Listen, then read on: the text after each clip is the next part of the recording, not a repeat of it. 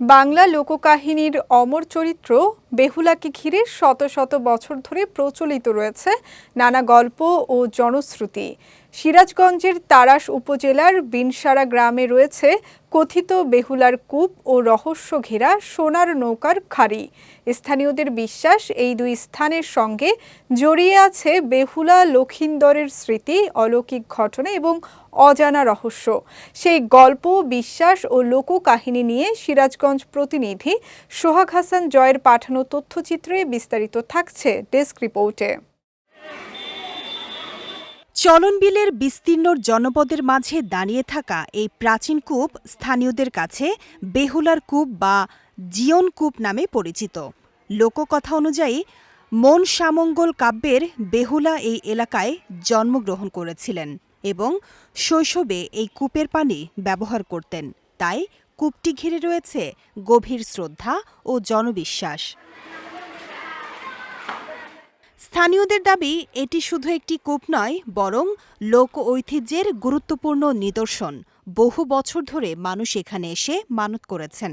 অসুস্থতা ও সংকট থেকে মুক্তির আশায় অনেকে এই কূপের পানি ব্যবহার করতেন বলেও প্রচলিত রয়েছে। পানির ভিতর যে আপনার কুয়ার ভিতর যে পানিও থাকে, সে পানি মানুষের অনেক বেদি টেদি হলে খায়, মানুষা করে, এটা তাদের সেরে যায়। দুধ কলা সব আমাদের দিয়ে গেল, দিয়ে যাওয়ার পর আমরা এসে এখানে করার পরের দিন থেকে ছেলে ভালো। তো এই জিনিসটা, এটা তো সত্য, এটা তো মিথ্যা না। কূপের অদূরে রয়েছে সোনার নৌকার খাড়ি। লোকবিশ্বাস অনুযায়ী বেহুলা তার স্বামী লক্ষিন্দরকে নিয়ে দেবলোকে যাত্রার সময় এই স্থানে এসে পৌঁছান এবং পরে নৌকাটি এখানেই ডুবে যায়।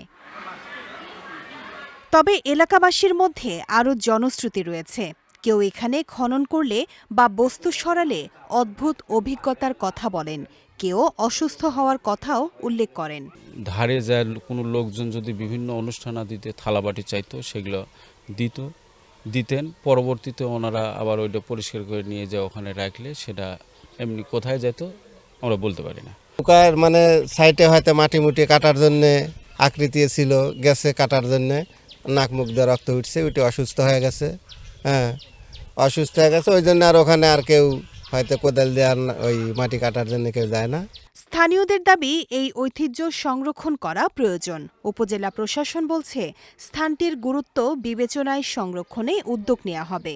তো আমরা চেষ্টা করব অতি সত্বর একটা ভালো প্রকল্পের মাধ্যমে সবটা এস্টিমেট করে এটাকে সংরক্ষণের ব্যবস্থা করতে, যাতে এখানে আমাদের আরও পর্যটকরা আসতে পারে এবং যে আমাদের প্রত্নতাত্ত্বিক যে বিষয়গুলো আছে, আমাদের রূপকথা বা ইতিকথা যেগুলো আছে, সেগুলো যাতে মানুষের মধ্যে বছরের পর বছর সংরক্ষিত হয়। লোককাহিনী আর জনশ্রুতির বুকে দাঁড়িয়ে বেহুলার কূপ ও সোনার নৌকার খাড়ি আজও বহন করছে শত বছরের ইতিহাস ও বিশ্বাস। বিজয় টিভি নিউজ ডেস্ক।